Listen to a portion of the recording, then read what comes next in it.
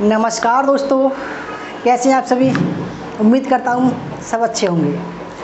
दोस्तों, आज हम यूजीसी नेट पेपर फर्स्ट की थ्योरी क्लास को स्टार्ट कर रहे हैं।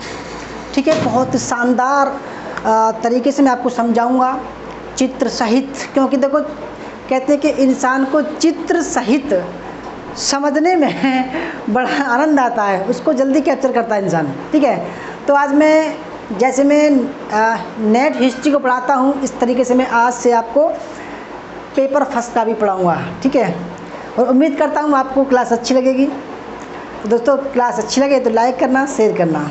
तो आइए, आज हम टीचिंग एप्टीट्यूड का भाग फर्स्ट लेके आए हैं। ठीक है, थ्योरी क्लास है। वैसे तो हमारे प्रैक्टिस सेट लगातार चल रहे हैं, 233 प्रैक्टिस सेट चलेगा आज। और आज दोस्तों हमने भी एक थ्योरी क्लास शुरू की है टीचिंग एप्टीट्यूड की। ठीक है, तो यूजीसी नेट पेपर फर्स्ट का टीचिंग एप्टीट्यूड शिक्षण अभिक्षमता का क्लास फर्स्ट है। ठीक है, तो दोस्तों सबसे मैं मानता हूँ सबसे बढ़िया क्लास होगी। तो आइए, अगर दोस्तों आप हमारे चैनल पर नए हैं तो लाइक करना, शेयर करना, और आपको हमारा net history, all state set history, student professor और पेपर फर्स्ट का क्रैश कोर्स ज्वाइन करना हो कोर्स, तो जेबी स्टडी पॉइंट के ऐप को डाउनलोड कीजिएगा। ठीक है, जहाँ पर हम टेलीग्राम में डेली टेस्ट कराते हैं, थ्योरी कराते हैं और प्रैक्टिस सेट कराते हैं। ठीक है, तो दोस्तों शुरू करते हैं। शिक्षण क्या है दोस्तों? शिक्षण, ठीक है, एक मिनट रुको बस दोस्तों, एक मिनट।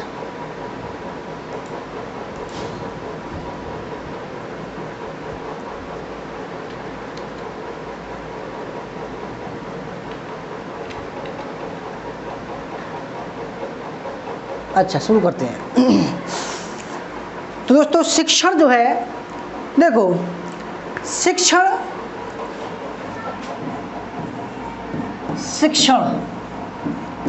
इसको इंग्लिश में बोलते हैं टीचिंग, यानी कि शिक्षण। ठीक है, तो शिक्षण जो है दोस्तों वो शिक्ष शब्द से बना है, जिसका अर्थ है शिक्षा ग्रहण करना। ठीक है दोस्तों, शिक्षा ग्रहण करना या शिक्षा प्रदान करना, प्राप्त करना। ठीक है, तो शिक्षण से दोस्तों होता क्या है कि भाई शिक्षण से,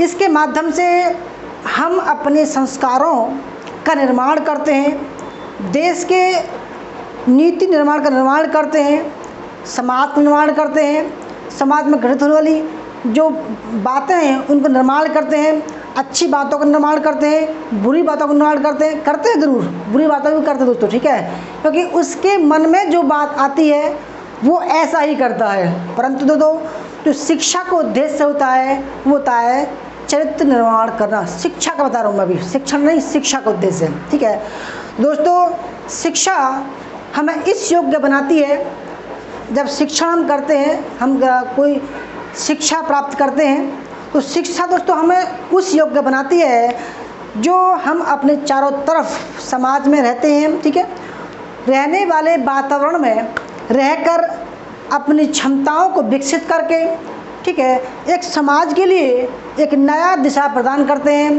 ताकि हमारे आने वाली पीढ़ी भी हमसे प्रेरणा लेकर आगे चल सके। ठीक है, अच्छी बातों को एक्सेप्ट कर सके। दोस्तों तो आइए हम शुरू करने वाले हैं। देखो, बोलने के साथ साथ में दोस्तों थ्योरी भी ज़रूरी है, जिसके माध्यम से आप भी अच्छी तरह से सीखोगे और हो सकता है कुछ अच्छा शब्द मिल जाए। तो आइए, शिक्षा से आशय क्या है? जैसे कि दोस्तों देखो लिखा हुआ पढ़ूंगा मैं, शिक्षण वह प्रक्रिया है, टीचिंग इज़ ए प्रोसेस, जिसमें कोई व्यक्ति, चाहे मैं हूँ चाहे आप हो, कोई व्यक्ति दूसरे व्यक्ति, यानी कि मैं किसी दूसरे व्यक्ति या व्यक्ति के समूह को भैया एक व्यक्ति हो सकता है या बहुत सारे व्यक्ति हो सकते हैं। व्यक्ति या व्यक्ति के समूह को कुछ बातों का ज्ञान प्रदान करता है। समझ पा रहे हैं दोस्तों? यानी कि मैं अपनी कुछ बातों को आपसे शेयर करूं तो वो क्या हो गया, वो दोस्तों शिक्षण हो गया। जैसे मैं आपको पढ़ा रहा हूं तो ये शिक्षण हो गया, ठीक है। अब शिक्षण कई प्रकार का होता है, व्यापक भी होता है और सूक्ष्म भी होता है, संकुचन। इनका भी अध्ययन करेंगे भाई, व्यापक क्या होता है और संकुचन क्या होता है। तो ज्ञान प्रदान करता है। शिक्षण को दो परिप्रेक्ष्य में समझा जा सकता है, दो परिप्रेक्ष्य में, व्यापक और संकुचित। व्यापक मतलब विस्तार रूप में, संकुचित मतलब दोस्तों छोटे रूप में, किसी दायरे के अंदर, ठीक है। जैसे कि व्यापक और संकुचित। शिक्षण एक व्यापक प्रक्रिया जिसमें व्यक्ति अपने, याद रखिए दोस्तों, व्यापक प्रक्रिया क्या होती है कि देखो आदमी कहाँ रहता है, समाज में रहता है या किसी देश में रहता है, देश से किसी ज़िले में, ज़िले से तहसील में, तहसील से गांव में, शहर में, शहर से भी दोस्तों एक सोसाइटी में रहता है, समाज में रहना पड़ता है उसको। बिना समाज के दोस्तों परिवार, और जो है समाज का, परिवार से समाज बनता है, समाज से जो गांव बनता है, ठीक है। तो व्यापक में क्या आता है, जैसे कि हमारे माँ बाप कहें कि भाई बेटा वो काम करो वो अच्छी बात है, किसी का आदर करो वो अच्छी बात है। हम लोग तो जहाँ भी जाते हैं, जो भी काम करते हैं, कुछ नया सीखते हैं या किसी को सिखाते हैं तो वो क्या होता है, एक शिक्षा ही होती है, शिक्षण ही होता है, शिक्षा ही होती है, ठीक है। भाई मैंने कहा कि बेटा तुम उस काम को मत करना, वो गलत है। अगर तुम उसको, उस भूखे को 2 रोटी खिलाओगे, बड़ी अच्छी बात है। तो दोस्तों उससे कहते हैं कि उससे क्या शिक्षा मिली, कभी आपने कहानी पढ़ी होंगी या कोई भी दोस्तों काम करोगे आप तो हर एक चीज़ से आपको शिक्षा मिलेगी। तो इसको बोला गया है व्यापक शिक्षा। और संकुचित शिक्षा क्या होती है, इसका मतलब ये है कि भाई एक संस्थान के दायरे में रहकर अपने पाठ्यक्रम के द्वारा, जैसे कि किसी कॉलेज में, स्कूल में संकुचित शिक्षा दी जाती है, वहाँ पर संकुचित शिक्षण का प्रयोग हम करते हैं, ठीक है। समझ रहे हैं आप? यानी कि संकुचित मतलब कि छोटा सा रूप है शिक्षा और शिक्षण का, वो किसी संस्थान में, स्कूल में, कॉलेज में देते हैं। और जो व्यापक है, व्यापक लिए पूरा संसार है, जो भी अच्छी बुरी बातें होती हैं दोस्तों वो हम एक व्यापक शिक्षण के अंतर्गत लाते हैं, ठीक है। समझ रहे हैं आप? अब इसको देखो शब्दों के द्वारा पढ़ लीजिए। एक व्यापक प्रक्रिया जिसमें व्यक्ति अपने आसपास के वातावरण के घटकों जैसे परिवार, पड़ोसी, मित्र, शिक्षक आदि से जन्म से मृत्यु तक कुछ न कुछ सीखता रहता है, ठीक है। इसको बोला गया है व्यापक। दोस्तों जो शिक्षण है वो एक कंटिन्यूअस प्रोसेस है, यानी कि जन्म से मृत्यु तक चलती रहती है, हमारे बाद में चलती रहेगी। उसके बाद शिक्षण के संकुचित अर्थ में, यानी जो छोटा रूप है शिक्षण का, तो शिक्षण वह प्रक्रिया जिसके द्वारा शिक्षक किसी शिक्षा संस्थान में शिक्षार्थियों को पूर्व निश्चित ज्ञान प्रदान करता है, उसको बोला गया है संकुचित शिक्षण। दोस्तों मैं आराम से इसलिए चल रहा हूँ ताकि आप अच्छे तरीके से समझ सको, ठीक है। अब देखो शिक्षा का अर्थ क्या होता है। शिक्षा का अर्थ जैसे कि पालन पोषण करना एक शिक्षा है, ठीक है। तो कहते हैं कि भाई अगर कोई माता अपने बच्चे को ढंग से पाले नहीं, पोसे नहीं, उसको मारे तो क्या कहते हैं, बड़े बेहूदी जनानी आ रही है, तो बड़ी पागल जनानी है, इसमें कुछ अकल है या नहीं है, उसके इसे कुछ किसी ने शिक्षा दिया नहीं दी, इसे माँ बाप ने कुछ सिखाया, ये तो बोलते हैं दोस्तों। अगर कोई माता, कोई महिला अपने बच्चे को दुर्व्यवहार करे तो क्या कहते हैं लोग बाग, अरे इसकी माँ ने कुछ सिखाया, यानी कि इसकी माँ ने इसको शिक्षा दी है नहीं दी है, व्यापक में आएगा ये, ठीक है। विकसित करना यानी कि ज्ञान विकसित करना, शिक्षा का अर्थ कहता है ज्ञान विकसित करना। संवर्धन ज्ञान की वृद्धि करना, शिक्षित करना दोस्तों, लोगों को शिक्षित करना, प्रशिक्षित करना, ट्रेनिंग करना, बाहर निकालना, यानी कि अपने ज्ञान को बाहर निकालना शिक्षा के माध्यम से, सिखाना, किसी को सिखाना, सीखना, लर्नर, ठीक है, लर्नर दोस्तों मतलब अधिगम प्राप्त करना, आगे बढ़ना, यानी कि शिक्षा के माध्यम से दोस्तों हम लगातार आगे बढ़ते रहते हैं, क्योंकि हमें उस चीज़, जिस चीज़ की जानकारी है उस क्षेत्र में हम आगे बढ़ते रहते हैं, ठीक है। नियंत्रण करना, देखो दोस्तों जब हमें शिक्षा का अर्थ पता होगा, शिक्षा हम ग्रहण कर लेंगे तो हम किसी चीज़ को आउट ऑफ कंट्रोल नहीं होने देंगे। हमें पता है कि भाई लड़ाई से क्या होगा दोस्तों, घर के घर बर्बाद होते हैं, दूसरे विश्व युद्ध भी हो गया, इतने बड़े बड़े युद्ध हो गए लड़ाई से, परंतु जो असलियत में शिक्षा प्राप्त होगा, जो जागरूक होगा, जिसका चरित्र निर्माण होगा दोस्तों, वो लड़ाई को बचाने का काम करेगा, ठीक है। तो उसमें क्या होता है, नियंत्रण भी, कंट्रोल भी करता कंडीशन को। अगर दोस्तों जो अनपढ़ होते हैं वो ऐसा होता है कि हाँ मार उसको ऐसा कर दे, दोस्तों वो दिमाग से नहीं सोचते, वो केवल बस ऐसे सोचते हैं बिना दिमाग के। और पढ़ा लिखा व्यक्ति क्या होगा, बेटा कोई बात नहीं, अगर इसने तेरे मार दिया तेरे उसके मार दे, देखो लड़ाई में कुछ फ़ायदा नहीं है, आराम से रहो। देखो कितना अंतर है ना।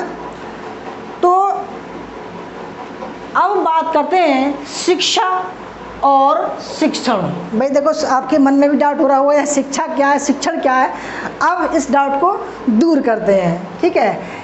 शिक्षण का मूल अर्थ होता है शिक्षा प्रदान करना, ठीक है। शिक्षण मतलब टीचिंग का मूल अर्थ होता है शिक्षा प्रदान करना, शिक्षा को प्रदान करना, यानी कि अगर शिक्षण साधन है तो शिक्षा क्या है, साध्य है, ठीक है।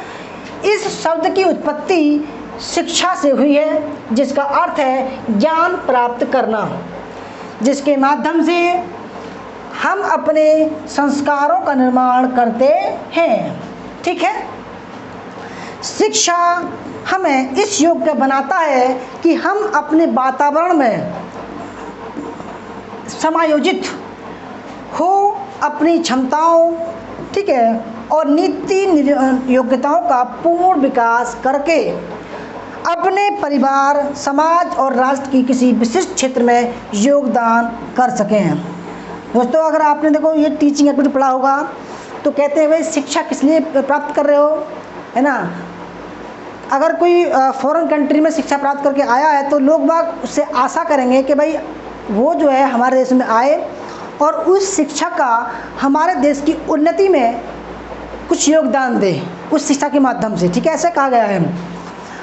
शिक्षक मूल्य शिक्षण उद्देश्यों की प्राप्ति के लिए सहजकर्ता के रूप में सहायक होता है, ठीक है। दोस्तों इसकी पीडीएफ आपको, अगर आपको किसी ये वीडियो अच्छी लग रही हो, लगता है कि आप कंटेंट अच्छा है, समझ अच्छे रहे हैं आप, तो इसकी जो पीडीएफ होगी हमारे JB स्टडी पॉइंट के ऐप में जाकर, ठीक है, आपको मिलेगी, ठीक है। अब बात करते हैं शिक्षा का व्यापक अर्थ। देखो अभी तो मैंने आपको बताया था मुँह ज़बानी ओरल बताया था, अब मैं लिखित रूप में बताऊंगा, ठीक है। तो शिक्षा का व्यापक क्या होता है, शिक्षा के व्यापक अर्थ के अनुसार शिक्षा का उद्देश्य है मानव व्यक्तित्व का सर्वांगीण विकास होता है, मानव के व्यक्तित्व का सर्वांगीण विकास होता है। यह सारा संसार हमारा शिक्षा क्षेत्र है, क्योंकि हमें दोस्तों जो व्यापक शिक्षा है इसी संसार में रहकर सीखनी होती है, ना कि किसी दायरे में रहकर, ना किसी पाठ्यक्रम के माध्यम से। ये हम दोस्तों शिक्षा अपने माँ बाप सिखाते हैं, पास पड़ोसी सिखाते हैं, मित्र सिखाते हैं, रिश्तेदार सिखाते हैं अच्छी अच्छी बातों को, फिर हम क्या करते हैं उनको ग्रहण करके फिर अपने बच्चों को, अपने मित्रों को, अपने रिश्तेदारों को सिखाते हैं, ठीक है। इसलिए ये दोस्तों एक कॉन्टिन्यूस प्रोसेस है, सतत प्रक्रिया है ये, ठीक है। क्षेत्र है सभी व्यक्ति बाल युवा वृद्ध स्त्री पुरुष विद्यार्थी हैं, यानी कि व्यापक शिक्षण में, ठीक है। हम जीवन प्रेरक कुछ ना कुछ सीखते रहते हैं, जीवन के हर एक समय पर कुछ ना कुछ सीखते रहते हैं। अतः व्यक्ति का पूरा जीवन ही उसकी शिक्षा का काल है। प्रत्येक व्यक्ति चाहे मैं हूँ, चाहे आप हो, चाहे आपके पिताजी हो, चाहे आपके मित्र हो, चाहे आपके भाई हो बहन हो, प्रत्येक व्यक्ति जहाँ स्वयं दूसरों से कुछ सीखता है वह दूसरों को भी कुछ ना कुछ ज़रूर सिखाता है। ठीक है, जैसे कि आप भी सिखाते होंगे कि भाई इस काम को ऐसे मत करो, इस काम को ऐसे करो, ये सही हो जाएगा। ठीक है, शिक्षा देता है। जीवन की छोटी मोटी घटनाएं भी हमें शिक्षा देती हैं कि भाई किसी गरीब को ना सताओ भाई, नहीं आपको हाय लग जाएगी। उसके बाद शिक्षा का संकुचित रूप माइक्रो। शिक्षा के संकुचित अर्थ के अनुसार शिक्षा केवल शिक्षा संस्थानों, देखो मैंने कहा था दोस्तों आपको, जो संकुचित रूप है उस तरह की जो शिक्षा प्राप्त हम करते हैं वो स्कूल कॉलेजों, ठीक, गुरुकुल में प्राप्त करते हैं। तो केवल शिक्षा संस्थानों में ही दी जाती है। इसका एक निश्चित पाठ्यक्रम होता है और अवधि है कि भाई 1 साल का कोर्स है या 2 साल का कोर्स है ना, और पाठ्यक्रम क्या है उसके अनुसार हम पढ़ते हैं। शिक्षा का उद्देश्य है विशिष्ट विषयों का ज्ञान प्राप्त करना, जैसे कि हिंदी, इंग्लिश, ज्योग्राफी, भूगोल, फिजिक्स, केमिस्ट्री, मैथ जो है इसमें ये प्राप्त करते हैं संकुचित में। ठीक है, जिसका मूल्यांकन होता है कि भाई लास्ट में क्या होता है, पेपर होता है, फिर उसका रिजल्ट आता है कि भाई पास हुआ बच्चा, फेल हुआ, कितने % नंबर आए। ठीक है, और तत्पश्चात मानक उपाधि व प्रमाण पत्र मिलता है। जैसे कि दोस्तों आपने 10वीं की, 12वीं की, BA की, MA की, MSc की, आपको रिजल्ट मिलेगा, फिर दोस्तों आपको उसकी डिग्री मिलेगी। ठीक है, इसको बोला गया है शिक्षा का संकुचित अर्थ। अब बात करते हैं शिक्षण की परिभाषा।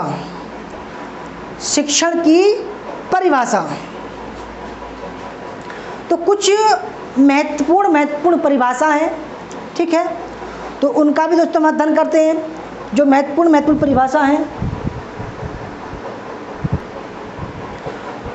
तो दोस्तों अब बात करते हैं शिक्षण की कुछ परिभाषाओं के बारे में। देखो कुछ परिभाषाएं बड़ी महत्वपूर्ण है जो यहाँ पर मैंने लाया नहीं, जैसे कि शिक्षण एक पारस्परिक प्रभाव है जिसके द्वारा शिक्षक जिसका उद्देश्य है एक व्यक्ति द्वारा दूसरे व्यक्ति के अंदर जो है व्यवहारों को परिवर्तित किया जाता है। यानी कि एक व्यक्ति द्वारा दूसरे व्यक्ति में व्यवहार परिवर्तन कराया जाता है, ये कहा है गेज ने। ठीक है, और एक परिभाषा तो ऐसी है जैसे कि शिक्षण एक अंतर प्रक्रिया है जो छात्रों और कक्षा में होती है। ठीक है, और जिसमें टीचर और छात्र के बीच में एक जो है परिभाषिक रूप से घटनाएं घटती हैं। ठीक है, ये कहा है एडमंड ने कहा है। इसके बाद में एक और जिसका नाम है मॉरिसन, वह कहते हैं शिक्षण एक ऐसी प्रक्रिया है जिसके माध्यम से कम परिपक्व व्यक्ति अधिक परिपक्व व्यक्ति से शिक्षा ग्रहण करता है।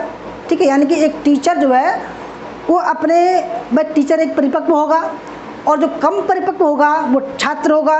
यानी कि वो कहता है मॉरिसन कि जो परिपक्व व्यक्ति है वह अधिक ज़्यादा जानकारी रखता है और जो छात्र है वो कम परिपक्व है। तो इसलिए वो कहता है कि शिक्षण एक ऐसी प्रक्रिया है जिसके माध्यम से ज़्यादा परिपक्व व्यक्ति कम परिपक्व व्यक्ति को जो है शिक्षा ग्रहण कराता है। ठीक है, कुछ परिभाषाएं इस प्रकार है जैसे कि शिक्षण अधिगम प्रक्रिया की उद्देश्य दिशा है। दूसरी, शिक्षण एक योजनाबद्ध सिस्टमेटिक गतिविधि है। इसकी प्रभावशीलता इस बात पर निर्भर करती है कि शिक्षार्थी कितनी सुगमता, किस तरीके से सीख रहे हैं, सरलता और शुद्धता से विषय वस्तु को ग्रहण कर रहे हैं। तीसरी, शिक्षण विज्ञान के अनुभव और वैज्ञानिक सिद्धांतों की दक्षता से समाज के लिए उपयोग में लाया जाना है। हम छात्रों को पढ़ना के लिए अनुकूल वातावरण तैयार कर सकते हैं। ये दोस्तों कुछ परिभाषा हैं गेज की, महत्वपूर्ण है। अब बात करते हैं और भी परिभाषा है, ठीक है। जैसे कि शिक्षण शिक्षकों द्वारा छात्रों को प्रदान किए गए अनुभव के आधार पर उन्हें प्रारंभिक स्थायी परिवर्तन की प्रक्रिया है। एक और परिभाषा है जैसे कि शिक्षण पूर्व निर्धारित उद्देश्यों को प्राप्त करने के लिए शिक्षार्थी, शिक्षक और अन्य चरों को सुव्यवस्थित तरीके से संगठित करने की प्रक्रिया है। एक और लास्ट है जैसे कि शिक्षण छात्रों द्वारा वांछित ज्ञान और कौशल सीखने और अधिग्रहण करने की प्रक्रिया है जिससे वे समाज में बेहतर जीवन यापन कर सकें, ठीक है। अब बात करते हैं शिक्षण प्रक्रिया के चरण, यानी कि दोस्तों देखो कई बार एग्जाम में आ चुका है, वेरी मोस्ट इम्पोर्टेंट है, कई बार आ चुका है ये।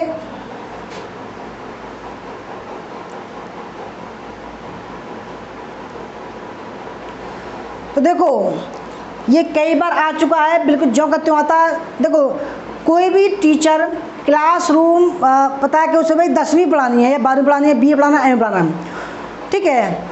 या मुझे मान लीजिए भाई मुझे नेट हिस्ट्री पढ़ाना है, तो मैं क्या करूँगा दोस्तों, मैं एक योजना बनाऊँगा, ड्राफ्ट तैयार करूँगा कि मैं किस तरीके से पढ़ाऊँगा, ठीक है। तो सबसे पहले क्या होता है, सबसे पहले होता है दोस्तों पहले से योजना बनाना, यहाँ तक हो गया, ठीक है। पहले मैं दोस्तों एक प्लान बनाऊंगा, हाइपोथेसिस कहते हैं उसको। उसके बाद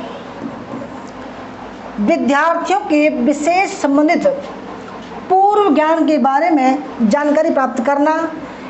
भाई मैं पूछूंगा कि भाई ये बताओ कि आपको हिस्ट्री के बारे में या किसी भी सब्जेक्ट के बारे में पता है या नहीं पता। भाई आप सपोज करो आप 12वीं में पास हुए हैं और BA में आए हैं या किसी सब्जेक्ट से गए हैं, तो टीचर ये पूछता है कि भाई ये बताओ कि भाई अकबर के बारे में थोड़ा बहुत पता है या नहीं है, ये बताऊं। बच्चे कहते हैं हाँ सर पता है, हमने 12वीं में पढ़ा है। तो टीचर ये जानता है कि बच्चे को इस बारे में जानकारी है या नहीं है, ठीक है। अगर नहीं है तो बेसिक से पढ़ाएगा, अगर है तो थोड़ा ओवरव्यू पढ़ाएगा, ठीक है। फिर तीसरा जो कार्य है वो क्या करता है टीचर, जो चरण है वो करता है कि अध्यापन सामग्री को सुसंगठित करना। जो भी दोस्तों पाठ्यक्रम है उसको कलेक्ट करेगा कि भाई मुझे ये पढ़ाना है, मेरे पास में ये जो है पाठ्य सामग्री आ गई, ठीक है। भाई मुझे भारत का इतिहास पढ़ाना है, तो भारत के इतिहास पढ़ाने के लिए मैं दोस्तों सामग्री कलेक्ट करूँगा कि बच्चों को मुझे इसमें से पढ़ाना है, ठीक है। फिर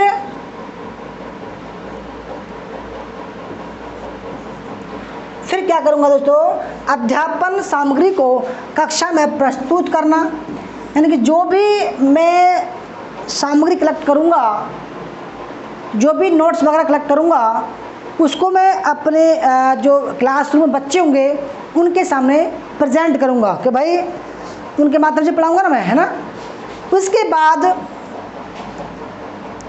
विश्लेषण व संलयन करना, मूल्यांकन करना और पुनरावृत्ति, ठीक है। सबसे पहले क्या करूँगा, पहले से योजना बनाऊँगा, फिर विद्यार्थियों की विषय संबंधित पूर्व ज्ञान के बारे में जानकारी प्राप्त करूँगा, फिर अध्यापन सामग्री को कलेक्ट करूँगा, फिर अध्यापन सामग्री को कक्षा में प्रस्तुत करूँगा, फिर विश्लेषण करूँगा, फिर संलयन करूँगा, फिर मूल्यांकन करूँगा और फिर दोस्तों क्या होगा, फीडबैक प्राप्त करूँगा कि भाई अब बताओ बच्चों आपको समझ में आया नहीं आया, ठीक है। आपको समझ में आया या नहीं आया, ये एक प्रोसेस है। इसके बाद में तो अब बात करते हैं शिक्षण सूत्र या फॉर्मूला, टीचिंग फॉर्मूला, ठीक है। टीचिंग फॉर्मूला तो टीचिंग फॉर्मूला में अगर बात करें कि क्या क्या होता है, जैसे कि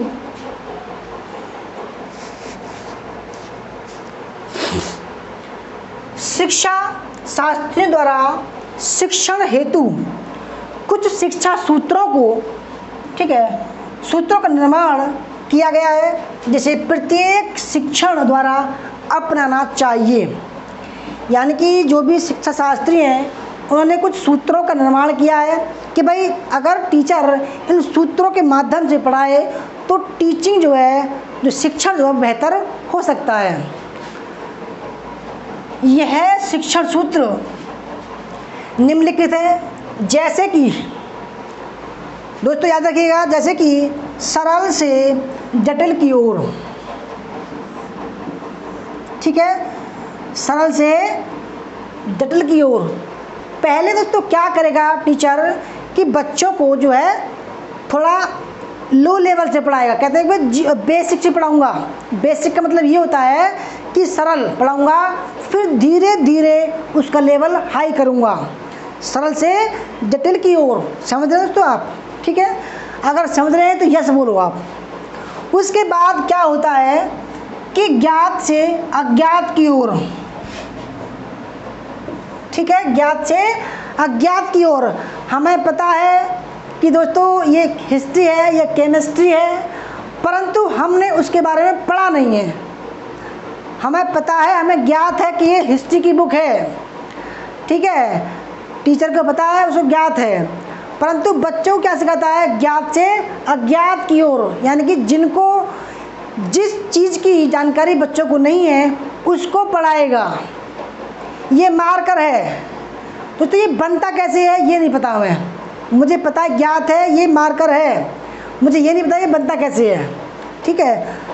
ये बुक है, परंतु दोस्तों इसके अंदर क्या है नहीं पता, जब मैं पढ़ूंगा तब पता पड़ेगा। तो ये शिक्षण का एक सूत्र है। उसके बाद पूर्ण से अंश की ओर, पूर्ण से अंश की ओर। यानी कि दोस्तों ये एक बोतल है, ठीक है, जब मैं इसको पीऊँगा बोतल को, या कहो भाई ये हमारा सिलेबस है, इसको हम पढ़ रहे हैं तो बढ़ेगा नहीं, वो घटता जाएगा। एक दिन ऐसा आएगा कि हमारा कोर्स कंप्लीट हो जाएगा, ठीक है। समझ रहे हैं या नहीं समझ रहे हो? तो आप अगर नहीं समझ रहे हैं तो नो बोलना, अगर समझ रहे हैं तो यस बोलना, ठीक है। उसके बाद क्या होता है कि अनिश्चित से निश्चित की ओर चलता है। देखो दोस्तों, अनिश्चित क्या होता है कि भाई कभी कभी हम क्या करते हैं, एक्सपेरिमेंट करते हैं, हमें ये पता नहीं होता कि भाई कोई एक्सपेरिमेंट सफल होगा या नहीं होगा, ठीक है। वैज्ञानिक क्या करते हैं, यही तो करते हैं एक्सपेरिमेंट। तो एक्सपेरिमेंट दोस्तों कर रहे हैं वैज्ञानिक और वो बच्चों पर करवा रहे हैं, ठीक है। तो क्या होगा कि दोस्तों हम एक्सपेरिमेंट कर रहे हैं और हमें ये पता नहीं कि क्या बनेगा, और ऑटोमेटिकली कुछ बन जाए, नमक बन जाए, है ना। जैसे कि NaCl, सोडियम क्लोराइड, सोडियम को जब क्लोराइड में मिलाया तो क्या बन गया? नमक बन गया। भाई कोई वैज्ञानिक होगा, उसने सोचा कि भाई ऐसे करता हूँ, सोडियम में क्लोराइड मिलाऊँ, उसे ये पता नहीं था कि भाई क्या बनेगा। दोस्तों हुआ क्या कि नमक बन गया। तो यही कहा गया है कि अनिश्चित से निश्चित की ओर। उसने कहा कि भाई अभी मुझे पता नहीं है, परंतु कुछ ना कुछ ज़रूर बनेगा। फिर प्रत्यक्ष से अप्रत्यक्ष की ओर। यानी कि दोस्तों हमारे सामने डायरेक्ट कोई पाठ्यक्रम है, परंतु हम उसको अनडायरेक्ट करेंगे, उसको पढ़ते हुए जाएंगे, बच्चों को ऐसे पढ़ाएंगे कि दोस्तों उनके सामने कुछ नहीं होगा। फिर वो दोस्तों अगर पाठ्यक्रम या बुक उनके पास में नहीं होगी तब भी वो पढ़ लेंगे, याद कर लेंगे, अच्छी तरीके से पेपर देंगे। फिर उसके बाद में विशिष्ट से सामान्य की ओर। जैसे कि दोस्तों आप आए 10वीं या 12वीं में आए, ठीक है, आए तब आपके लिए 10वीं या 12वीं विशेष है, परंतु जब आप उसको पास कर लोगे तो आपके लिए सामान्य बात होगी। दोस्तों आप नेट कर रहे हैं, नेट की परीक्षा में बैठोगे आप, तब आपके लिए विशिष्ट क्षण है, वो विशिष्ट बात है। जैसे ही पास कर लोगे तो आप दोस्तों इस बात को सामान्य कर दोगे। यार सामान्य बात है, आराम से हो गया नेट तो ठीक है। फिर विश्लेषण से संश्लेषण की ओर, यानी कि दोस्तों हम कुछ चीज़ का विश्लेषण करेंगे किसी पाठ्यक्रम का, ठीक है। फिर क्या होगा, वो उसका हम गहराई से अध्ययन करेंगे, दोबारा पढ़ेंगे, तिबारा पढ़ेंगे, ठीक है। ये क्या होता है, शिक्षण के सूत्र शिक्षा शास्त्रियों ने बनाए हैं। अब बात करते हैं कि शिक्षण प्रक्रिया के आधारभूत तत्व। दोस्तों शिक्षण प्रक्रिया के आधारभूत तत्व क्या क्या होते हैं, आइए उन पर थोड़ी दृष्टि डालते हैं। तो देखो दोस्तों मैंने डायग्राम बनाया है। तो पहला जो तत्व है उसका नाम है शिक्षक यानी कि टीचर, ठीक है। दूसरा जो तत्व है उसका नाम है शिक्षार्थी या विद्यार्थी या स्टूडेंट। तीसरा तत्व है उसका नाम है पाठ्यक्रम, सिलेबस।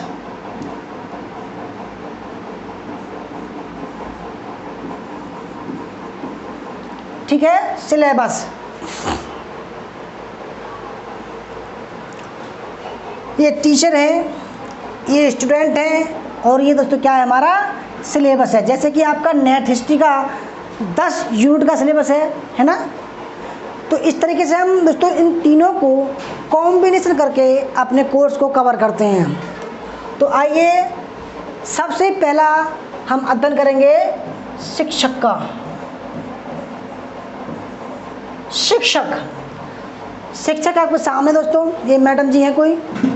शिक्षक एक ऐसा स्रोत है जिससे विद्यार्थी अपने उद्देश्य की प्राप्ति में सफलता प्राप्त कर सकता है। भाई जब तक टीचर बताएगा नहीं किसी के बारे में तो बच्चे कैसे समझेंगे। शिक्षक शैक्षिक प्रक्रिया का एक आधारभूत तत्व है जिसके अभाव में शिक्षा प्रक्रिया पूरी नहीं हो सकती है। दोस्तों किताब तो बहुत सारी हैं, परंतु उसको अच्छी तरीके से समझाने के लिए एक हमें टीचर की आवश्यकता होती है, ठीक है। समझ रहे हैं आप। देखो मैं इसलिए लाया हूँ थ्योरी क्लास और लिखित रूप में ऐसे, ताकि आप अच्छे तरीके से समझ सकूँ, अपने हिसाब से भी समझ सकूँ, ठीक है। उसके बाद नंबर आता है दूसरे तत्व का जिसका नाम है स्टूडेंट या शिक्षार्थी, ठीक है। तो दोस्तों जो शिक्षण होता है वो बिना विद्यार्थी के नहीं हो सकता। अगर मैं अकेला हूँ और पढ़ने वाला कोई नहीं है तो मैं पढ़ाऊँगा क्यों। भाई आप लोगों का प्यार मोहब्बत मिल रही है, ठीक है, आप लोग मुझसे पढ़ना पसंद कर रहे हैं, इसलिए मेरा भी उत्साह वर्धन हो रहा है। मैं भी चाहता हूँ कि भाई मैं और पढ़ाऊँ और मुझसे बच्चे जुड़ें और पढ़कर जो है अपनी परीक्षा को पास करें और खुश हों, ठीक है। तो शिक्षण प्रक्रिया विद्यार्थी के बिना संभव नहीं है। शिक्षार्थी वह तत्व है जिसे शिक्षा प्राप्त करनी है, और टीचर क्या है दोस्तों, शिक्षा देनी है, ठीक है। उसके बाद सिलेबस की बात करते हैं, पाठ्यक्रम, ठीक है। पाठ्यक्रम शिक्षण प्रक्रिया का महत्वपूर्ण तत्व है, ठीक है। पाठ्यक्रम वही साधन है जिसे शिक्षक द्वारा शिक्षार्थी को पढ़ाया जाता है। जैसे कि दोस्तों आप नेट पेपर की फर्स्ट की क्लास कर रहे हैं, तो इसका सिलेबस क्या है कि भाई टीचिंग एप्टीट्यूड, रिसर्च एप्टीट्यूड, बोध, कम्युनिकेशन, ठीक है, और logical reasoning, environment, education, higher education, ICT, ये 10 हो गई, ठीक है, और डीआई। ये हमारा सिलेबस है जिसको पढ़कर हमें एग्ज़ाम देना है।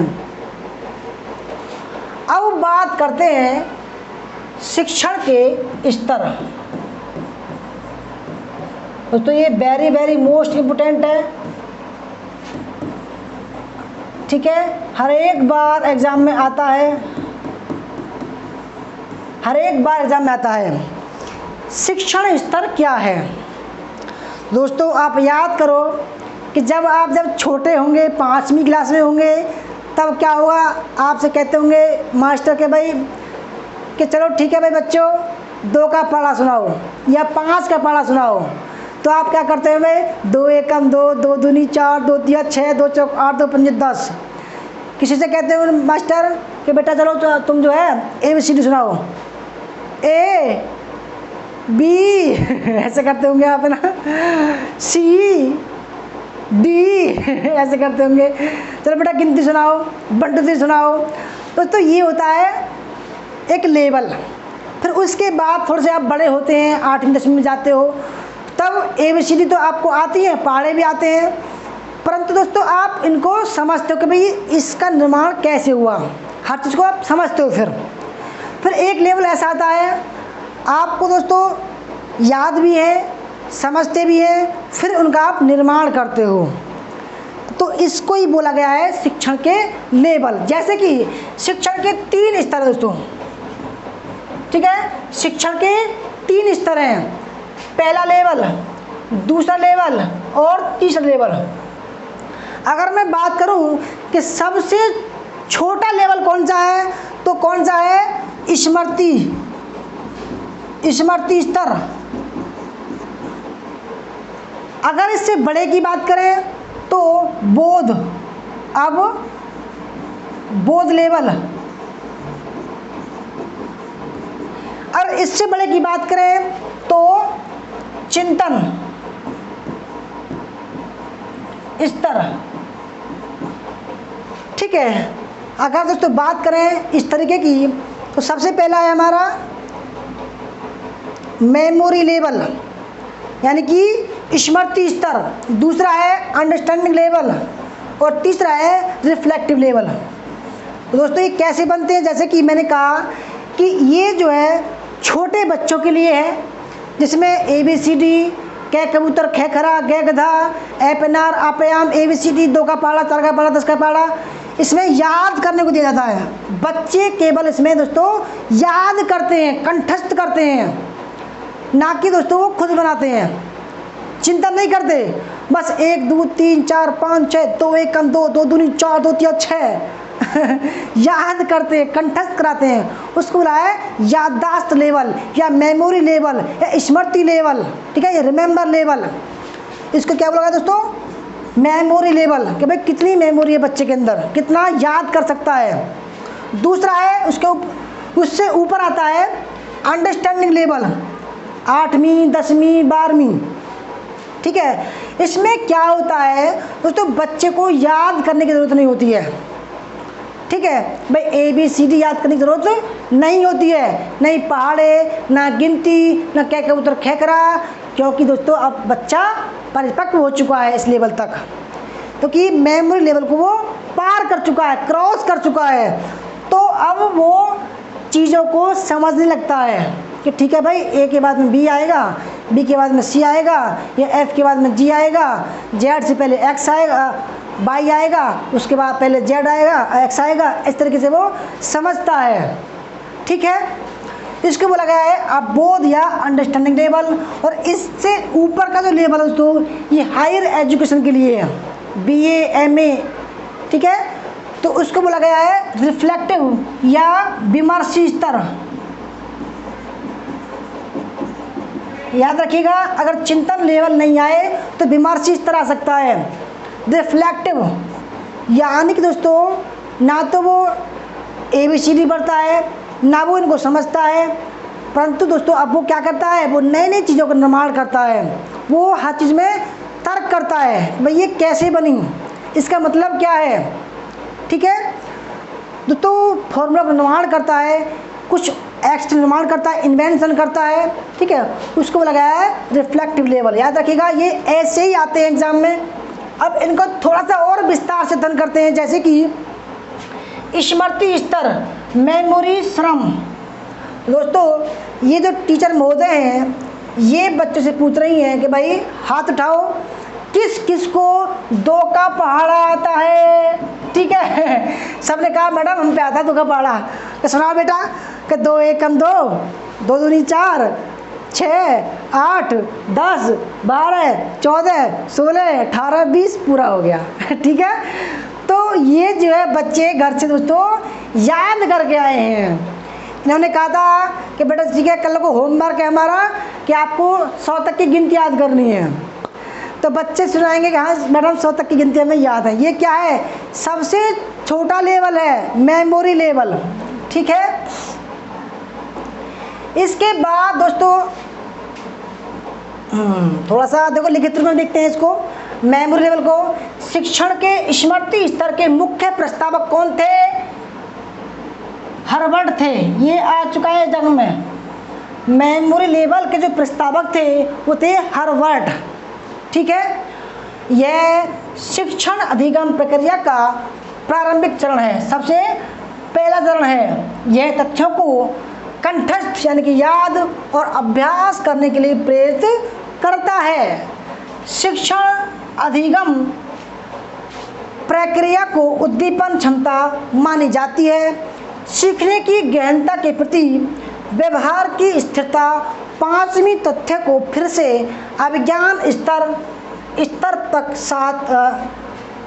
साथ ही उचित स्मृति प्राप्त करें के मुख्य लक्षण हैं। इस स्मृति पर मूल्यांकन प्रणाली में मुख्य रूप से मौखिक, लिखित और निबंध सवालों की परीक्षा को शामिल किया जाता है।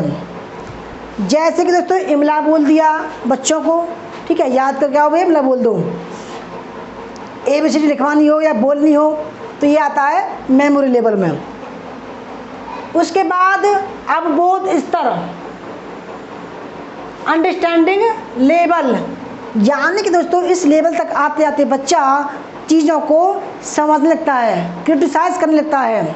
ठीक है, कि भाई ये ऐसा नहीं ऐसे होगा, इसके बाद कि भाई Z से पहले Y आता है। ठीक है, मेमोरी लेवल में क्या था, ABCD लगातार से याद कर ली। ठीक है भाई, P के बाद में K के बाद में L आएगा, फिर M आएगा, फिर N आएगा। इस तरीके से वो याद करते, मतलब समझते हैं बात को। इसकी थोड़ी सी थ्योरी लेते हैं। इस स्तर के प्रतिपादक मॉरिसस हैं। तथ्यों को न केवल याद रखना बल्कि उन्हें समझना भी अबोध स्तर में कहा गया है। यानी दोस्तों याद तो पहले स्तर में कर चुके हैं, अब भूलेंगे नहीं कभी भी। ठीक है, अब क्या होता है, इनको समझना होता है कि इस स्तर में उद्देश्य है विषयों में दक्षता प्राप्त करने और सामान्यीकरण की क्षमता को विकसित करना है। सामान्यीकरण का अर्थ अवधारणा और सिद्धांतों की परिकल्पना है, संकल्पना, परिभाषाएं आदि को समझने की क्षमता का विकास। उदाहरण के लिए न्यूटन के सिद्धांत शिक्षण के सिद्धांत का क्या होता है इत्यादि। न्यूटन के सिद्धांत, शिक्षण के सिद्धांत क्या होते हैं इत्यादि। यह छात्रों के बौद्धिक विकास के लिए अधिकतम अवसर प्रदान करता है या शिक्षक और अध्यापक दोनों के लिए तथ्य को आत्मसात करने के लिए सक्रिय भूमिका प्रदान करते हैं। मूल्यांकन प्रणाली में मुख्य रूप से निबंध प्रकार के प्रश्न, लघु उत्तरीय प्रश्न, वस्तुनिष्ठ प्रकार प्रश्न शामिल किए जाते हैं। क्योंकि दोस्तों जब बच्चा समझता है तो उसको लिखता भी है। भाई मैंने कहा कि भाई चलो ठीक है, आप प्रधानमंत्री के बारे में 500 शब्द लिखो, तो इस लेवल का बच्चा लिखेगा। ठीक है, क्योंकि वो याद करेगा। ठीक है, अब बात करते हैं नंबर 3, चिंतन या विमर्श स्तर या चिंतनशील स्तर या रिफ्लेक्टिव स्तर, रिफ्लेक्टिंग लेवल। ठीक है, जैसे कि आप देख पा रहे हैं चित्र में, ये जो महोदया हैं ये कुछ ना कुछ लिख रही हैं अपने दिमाग से, यानी कि ये उस लेवल को, उन दोनों लेवल को पार कर चुकी हैं और ये हायर लेवल में हैं, हायर लेवल में है। इसलिए दोस्तों ये कुछ ना कुछ अपने दिमाग से किसी चीज़ या फॉर्मूला, किसी तथ्य या थ्योरी का निर्माण कर रही हैं। इसलिए इसको कहा गया है चिंतन लेवल। और ये कुछ हायर एजुकेशन में आता है, ठीक है, ये जो है हायर एजुकेशन में आता है, हायर एजुकेशन के लिए ये। इसकी थ्योरी पढ़ते हैं। चिंतन स्तर के प्रतिपादक कौन है? हंट है। यह शिक्षण का उच्चतम स्तर है। स्मृति स्तर एवं ग्रहण शक्ति स्तर दोनों इसका आधार है। यह शिक्षण का समस्या केंद्रित दृष्टिकोण है, यानी कि इस स्तर में बच्चा क्या करता है? समस्या का समाधान करता है सोचकर। कक्षा का वातावरण खुला और स्वतंत्र होता है। इसमें यह चिंतन स्तर विचारशील स्तर की शक्ति को विकसित करता है ताकि शिक्षार्थी तर्क और कल्पना के द्वारा सफल एवं सुखी जीवन की समस्याओं का समाधान कर सके। इस स्तर पर छात्र समस्याओं के निराकरण हेतु अनुसंधान भी कर सकता है। परीक्षा के लिए मुक्त निबंध प्रकार के प्रश्न उत्तरों का उपयोग किया जाता है। निबंध परीक्षा के साथ साथ मनोवृत्ति, विचार एवं भागीदारी को भी मूल्यांकन के लिए प्रयोग किया जाता है। शिक्षण पाठचर्चा एवं पाठ्यक्रम के अनुसार होता है। पाठचर्चा को व्यापक तौर पर शैक्षिक प्रक्रिया के दौरान वांछित छात्र अनुभव प्रदान करवाने के रूप में परिभाषित किया जाता है। औपचारिक शिक्षा में पाठ्यक्रम बहुत महत्वपूर्ण है। यह शिक्षण व्यवस्था का आधार है। तो दोस्तों, ये थी हमारी टीचिंग एप्टीट्यूड की पहली क्लास, और दूसरी क्लास को हम कल जल्दी लाएंगे, ठीक है। तब तक के लिए दोस्तों क्लास कैसी लगी? अच्छी लगी तो लाइक करना, शेयर करना, और कोई डाउट हो तो आप हमसे पूछ सकते हो, ठीक है। अगर आपको नेट हिस्ट्री, पीजीटी हिस्ट्री और स्टेट साइंस हिस्ट्री का कोर्स ज्वाइन करना तो हमारा नंबर 8755475312 और दूसरा नंबर हमारा 8218345167 पर संपर्क कर सकते हैं। धन्यवाद क्लास करने के लिए। क्लास अच्छी लगे हो तो लाइक करना, शेयर करना, कमेंट करना। दोस्तों मिलते हैं कल, तब तक के लिए जय हिंद, जय भारत, वंदे मातरम।